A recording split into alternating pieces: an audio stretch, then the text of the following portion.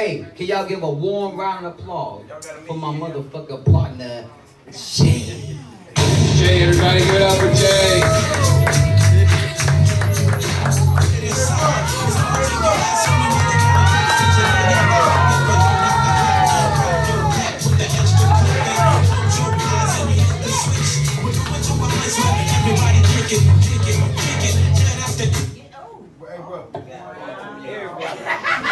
What's up, everybody?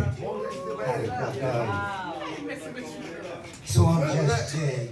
I'm 44, and if I look like I've been to prison, it's because I have. But they don't got me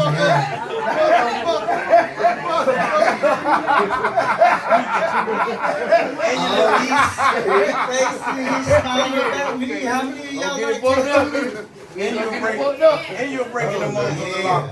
I love You're breaking the motherfuckers off. I mean, it's not to say these aren't real. They're real. It's not like the scratches. Don't be chicken day. Though if there was a scratches and tattoo, I would definitely be up for getting mine stuff like the M&M thing. I tell every bitch I came across, they nut in your mouth, not in your head. No, so I had never gotten a tattoo in a shop. See, every tattoo I got, I had to go to some of the roughest gated communities the state of Florida had to offer to get mine. Couldn't ever stay out of trouble. I'm gonna change up. Usually I tell prison jokes right there. I'm gonna open this thing up. Open it up. I'm from Florida. What part? South Florida. Stewart, Palm Beach, Fort Lauderdale, Miami. Hold on. Jacksonville, Duval. Yeah, they still do 2.9. Still jacking. I know they say we're all the same, but I'm telling you we're not. Coming from Florida to here, man, y'all got seasons. Florida don't have nothing but summer and January. Y'all not only got summer, winter, fall, and spring. Y'all got big girl season up here. Oh yeah, keep you warm. And there ain't no bag limit on them. No. Straight up. Everybody knows from November 1st to March 1st, it's big girl season. You see one of your homeboys or anybody with a big girl in public, everybody just stop like Morgan Freeman, just give him a nod. Because they know he's straight. Yeah, he eating good. Fresh clothes, fresh kicks. And they know he's getting that big girl head. That's that mayonnaise. That big girl head. That head that make your nuts tremble. There ain't nothing but two things in this world make your nuts tremble like that. When you get a big fish on the end of your hook, and when a big girl get hold of your dick. It's nuts tremble. Don't leave out when she leave between.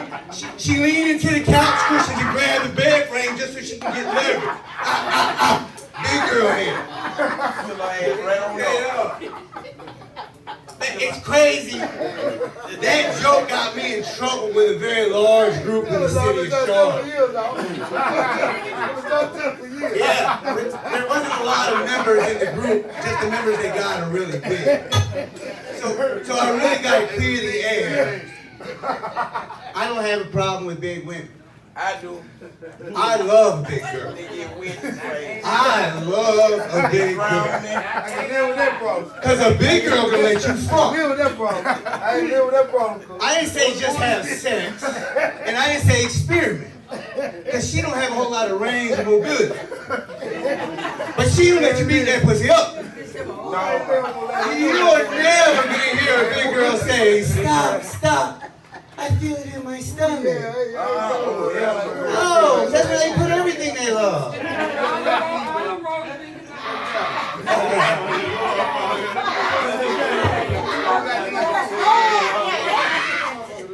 Don't let the light skin fool you. Light skin fool you.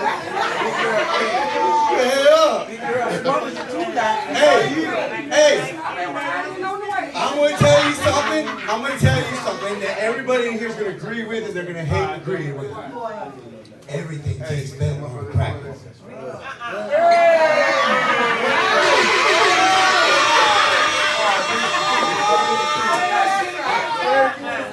Everything tastes better on practice. That's your camera? That's your camera, bro? Yeah, that's me. I'm gonna show you what you should have did, my boy. Hey, so I didn't go to prison to lose my sense of humor. Put him in the game. If anything, I turned it up a notch. They always wanted to pat us down when we coming out of chow hall and shit, and I used to set up on them. I'd pull my dick and nuts out my waistband and pull my shirt over top of it. They'd be like, hey, inmate, on the wall. I'd be like, okay, officer. Shakedowns always go the same way, pat, pat, pat. They find my shit, and then they try to figure out with their fingers first what they found before they grab it. What's this, inmate? I'd be like, sir, you know the rules. If you tug on the dick, you gotta tug on the nuts. And they'd be like, oh, you nasty motherfucker.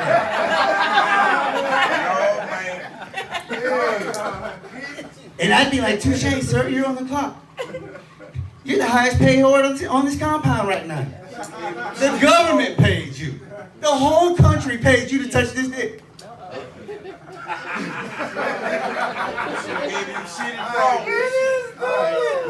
Hey, the whole country paid him to grab on this dick. Straight up. Hey, or they come into the dorms and make everybody get on the wall, get naked, and do all the shit. Man, I'm like this. Once I get sentenced, we're married. I am not gonna let you degrade me, and I ain't gonna do it back at you. They be like, turn around, everybody, grab your butt cheek, squat, and cough. I'm getting down in a football position and clapping my dick and nuts out the back. No. You're gonna get as much of this as I am, straight up. Straight up. They refused to search me after a while. They used to have notes in my jacket. You do not want to search him. Straight up.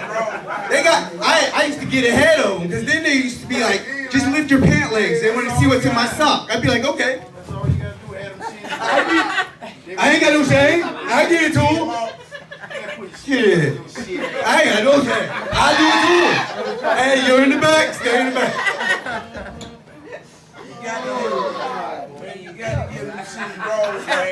I don't wear drawers. That way I don't have to wash them. They don't do me no good. Just more stuff I gotta take off. They smell that shit. They ain't want that. I'm the cleanest they come, bro. Hey, you get you a sniff. I ain't got no shame. Hey, so when I went to prison, I got there on a bus with 60 other people, and they were all worried about what it was gonna be like. Everything I needed to learn about surviving prison, I learned at home. Man, I used to come home from school and my room would be wrecked, like a cyclone had hit. Clothes thrown everywhere, stuff knocked over, sheets ripped off my mattress. And you know what? That's exactly how my cell would look like after a shakedown. And them police never found nothing. They didn't know I was a trained professional. Man, I was a master at hiding my serious pornography and drugs before I ever left home. Straight up. And I didn't have to go to prison to figure out I didn't want something stuck in my butt. Shit, I was born in the 70s. In the 80s, I got sick. My mom popped up with a 12-pack of suppositories. She had my 300-pound dad hold me down, and we fought for 45 minutes. Yeah, before they gave up. Yeah, I promise you not one made it in my ass. But my mom left so many fingernail scratches around my asshole, probably looked like a cat trying to claw its way in there, motherfucker. Straight up. And I didn't have to go to prison to learn how to defend myself. Man, I had a 300-pound dad, had no problem putting his hands, feet, or belt on me. And my mom's weapon of choice was a braid switch. Man, I used to have so many bruises, welts, and lash marks in different stages of healing. Blue, green, brown, black. For most of my childhood, my ass looked like it was being sponsored by Maceo. Yeah. And I didn't have to go to prison to learn how to occupy my idle time. I started running away by 9. And by 11, I was such a professional at fleeing and eluding. My mom had my dad put screws outside my window and turn my door handle around, just so he could lock me in. By the time I did make it to the big house, I'd already mastered reading, drawing, and jacking off. I took my talents to a new level and I built me a fat girl. Shit. So you get two options in there: jack your dick or get you a fag. Part of the language, fag just means they came in gay.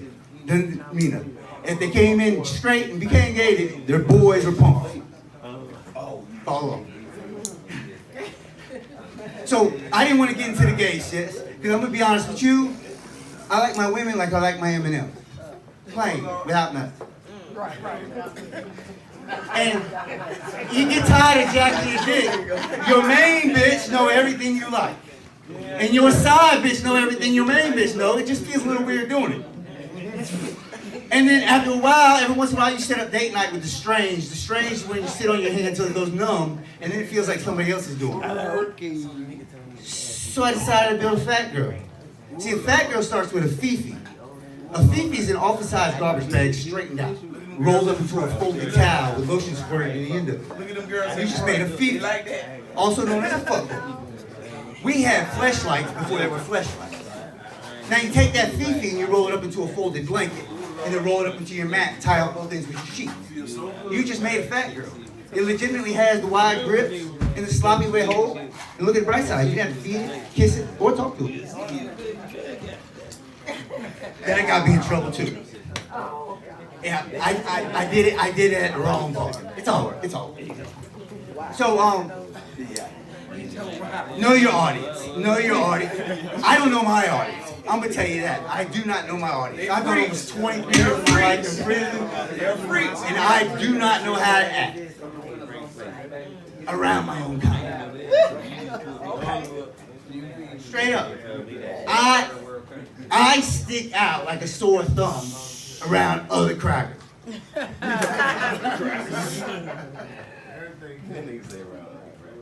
And it's funny because I hear people tell all the time about white folks this and white folks that, and I'm like, damn, man, I don't like to act like none of them. Straight up, I don't do none of that shit.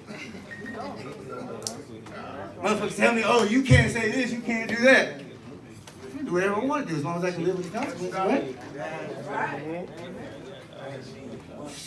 Anyhow, so what's up with all this shit about a cartoon manga? There are millions of adults that are arguing right now, spending money investing in this shit about a black Little Mermaid? Right. Grown adults. I'm gonna be honest with you, I have never worried about the color of a cartoon. And I'm also gonna be honest with you, I eat pussy and I eat fish, and a mermaid seems like a great date.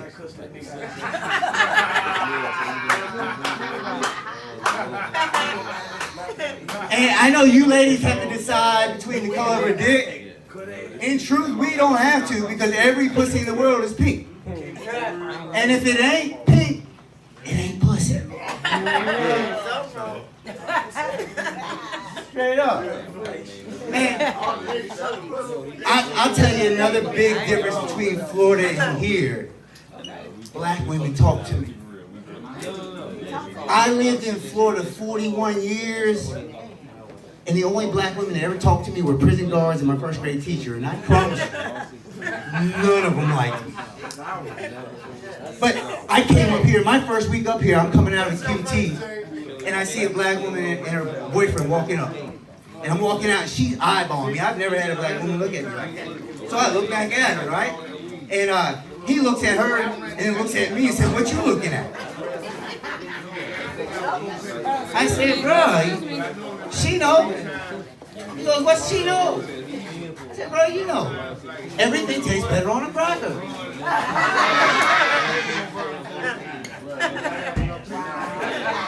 I was working for a company called GoPuff when that happened, right?